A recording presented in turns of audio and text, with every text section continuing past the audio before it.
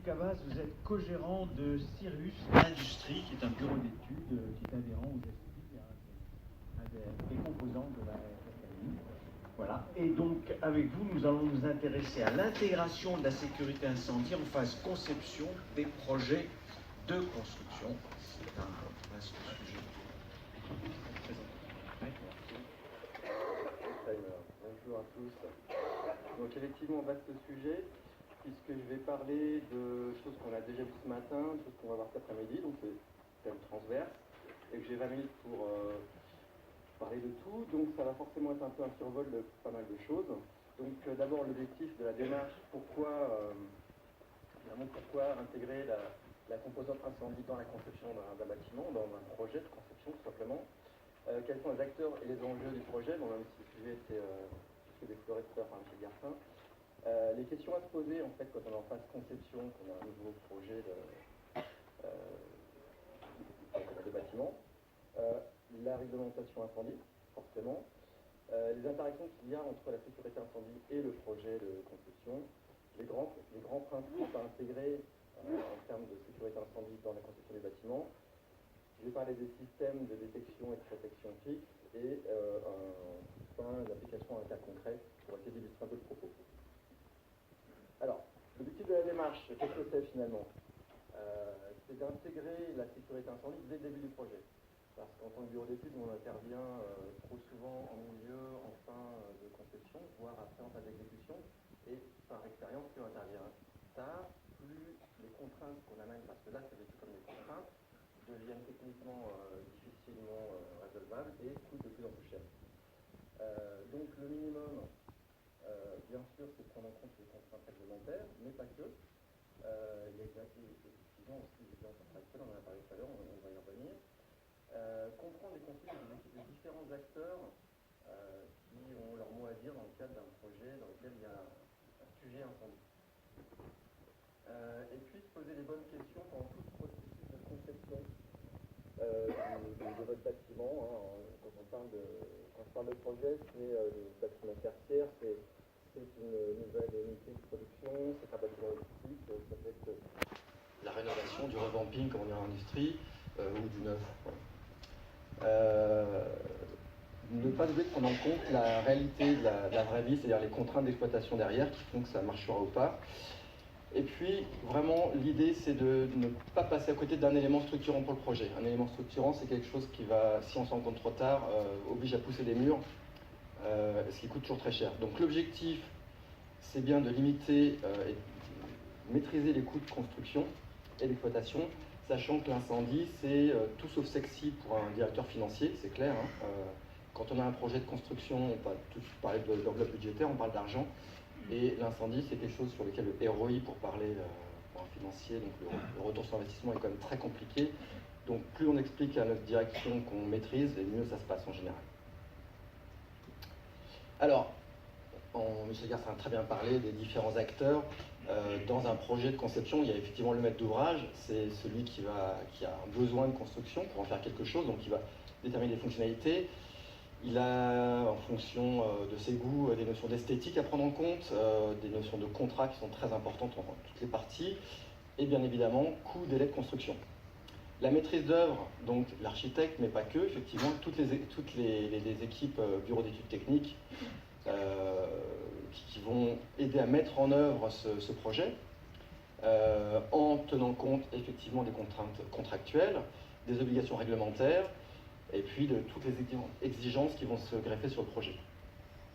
Les gens qui ont à voir, je dirais, avec qu'on ait des intérêts avec la protection incendie, on va dire d'un point de vue administratif, c'est d'abord l'inspection du travail. Donc là, l'objectif, parce que c'est ça qu'il ne faut pas perdre de vue, l'objectif c'est la protection des travailleurs. Donc, dans le code du travail, ce qu'on va voir après, l'objectif c'est de pouvoir éteindre l'incendie tout au départ, si c'est possible, et puis si c'est pas possible, surtout c'est d'évacuer les travailleurs en bonnes conditions pour éviter les morts et les blessés dans le cadre du bâtiment de travail. Autre administration intéressée dans laquelle on va trouver des choses, c'est les DREAL, DRIE en région parisienne. Donc l'objectif c'est la protection de l'environnement. Donc là l'objectif principal des inspecteurs c'est de faire en sorte que le risque et le risque incendie notamment, ne sortent pas du site de l'établissement. Voilà. Pour les services d'incendie et de secours, les pompiers, la BSPP à Paris, l'intérêt, c'est que le nouveau bâtiment n'augmente pas le risque environnement. Ils ont des moyens qui baissent, on en entend parler tous les jours, donc l'objectif est de faire en sorte que s'il y a un nouveau projet, il n'y ait pas plus de risques à protéger.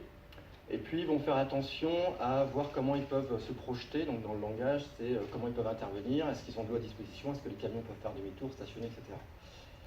Et enfin, alors je l'ai mis enfin parce que c'est plutôt la partie contractuelle, après une fois qu'on a respecté nos obligations réglementaires, c'est l'assureur. Alors lui, son objectif clairement, c'est de faire en sorte de respecter son ratio sinistre-prime, c'est-à-dire de ne pas payer trop cher.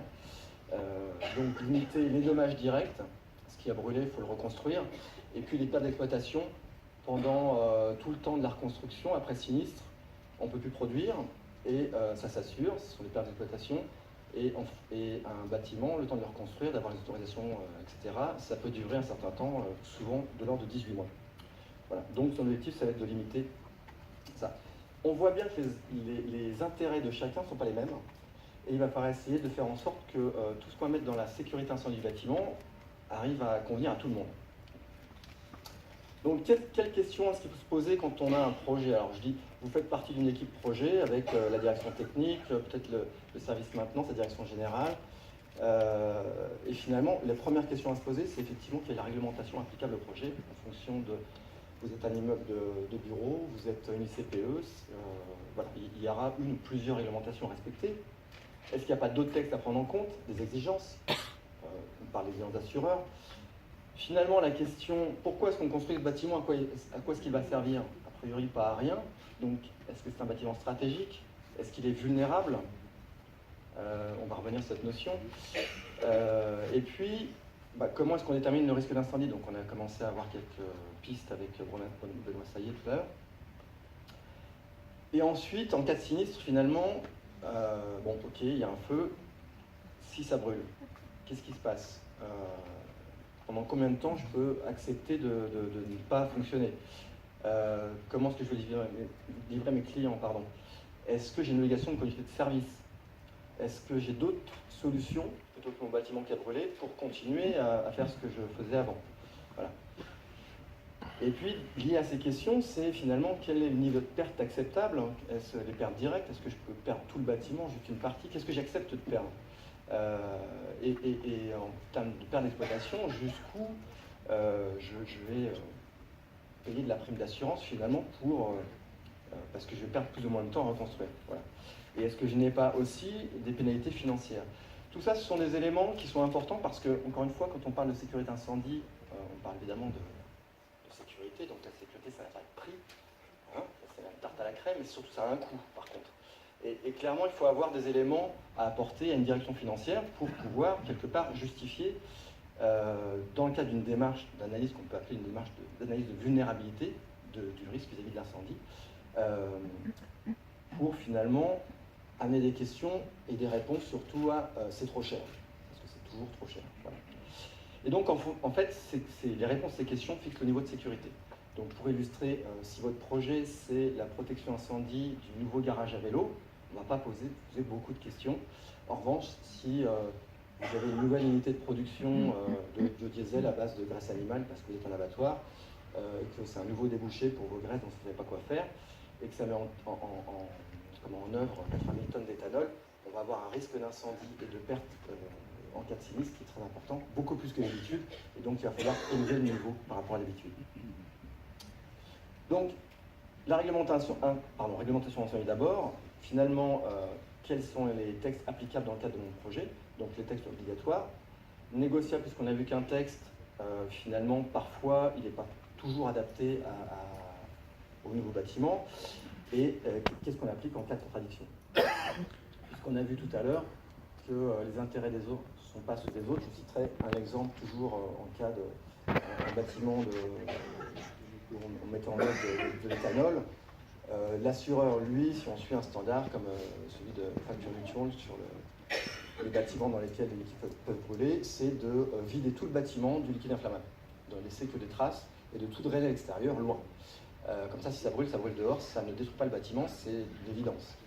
Par contre, pour la DREAL, l'objectif, c'est que le sinistre reste dans le site, et si vous avez un foncier qui est limité, ce qui est comme souvent le cas, vous n'allez pas pouvoir mettre votre bassin de récupération des eaux et de l'alcool qui brûle juste à proximité. Donc ce sont des choses qui sont contradictoires. Voilà. Donc il va falloir trouver des modus vivendi. Donc les textes à caractère obligatoire, très rapidement, qu'on va retrouver dans le milieu du travail. Évidemment, le Code du travail qui va s'intéresser, donc on a dit, à la protection des travailleurs. Donc c'est les exigences minimales, les extincteurs, permettre l'évacuation des personnes. Le désenfumage en fait partie puisqu'il permet de limiter les gaz chauds et les fumées et ça aide à limiter la ruine du bâtiment aux gens de sortir. Et puis il va également prendre en compte le risque d'atmosphère explosive. Mais grosso modo, le niveau de contrainte dans le cas d'un nouveau projet est quand même relativement faible, c'est très classique. Il y a le code de la construction d'habitation, je vais aller très vite, je vais passer rapidement parce que c'est surtout le règlement ERP, et le règlement ERP, c'est là le législateur a déjà dit ce qu'il fallait faire. Quand on conçoit un hôpital, c'est déjà écrit qu'il faut des murs coupe-feu, des clapiers, etc. Donc la conception est déjà prise en compte. Et puis pour tous les industriels qui sont soumis aux installations classées pour la protection de l'environnement, eh bien en fonction de la nature des produits, des tonnages, on a un statut, déclaration, enregistrement, autorisation, on peut être Céveso pour les sites les plus dangereux, et on doit respecter soit des arrêtés types, soit des arrêtés spécifiques dans lesquels il y aura toujours un volet sécurité incendie. On va aussi prendre en compte les recommandations d'assureurs à travers le texte APSAD franco-français, j'allais dire, mais aussi on peut très bien appliquer en France des standards NFPA, donc les standards américains d'assureurs, FM Global ou CEA, qui est des textes qui sont régulièrement utilisés en Allemagne, par exemple, donc par les entreprises allemandes.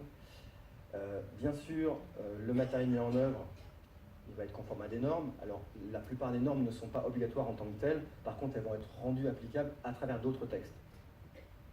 Et puis, on va prendre en compte dans la conception d'autres textes, comme les règlements de défense extérieure contre l'incendie, qui sont les textes des pompiers. Les standards internes de groupe, quand vous êtes dans un gros groupe comme Total par exemple, ou un groupe industriel, vous avez forcément des standards internes, corporate pour les Français, avec des notions de protection incendie, et puis diverses publications, notamment d'INRS ou de l'INRS. Alors, en quoi est-ce qu'on prend en compte, pourquoi prendre en compte la sécurité incendie quand on conçoit le projet? Parce qu'il y a plein d'interactions. On parle d'architecture, on a vu que les architectes n'y connaissaient pas grand-chose, maintenant on le sait. Effectivement, quand on met en œuvre des grandes façades en polycarbonate, c'est très joli, c'est très bien pour l'éclairage zénital, mais c'est aussi excellent pour la propagation de l'incendie. Il faut, quand on conçoit le bâtiment, on prenne en compte le fait que les pompiers doivent intervenir ultérieurement. Donc c'est la DECI, la défense extérieure contre l'incendie. Le mode de construction, comme on l'a dit, va déterminer la réaction, la résistance au feu. C'est-à-dire que si on construit en béton armé ou en acier, le bâtiment ne va pas tenir pendant le même temps. La notion de recoupement de surface.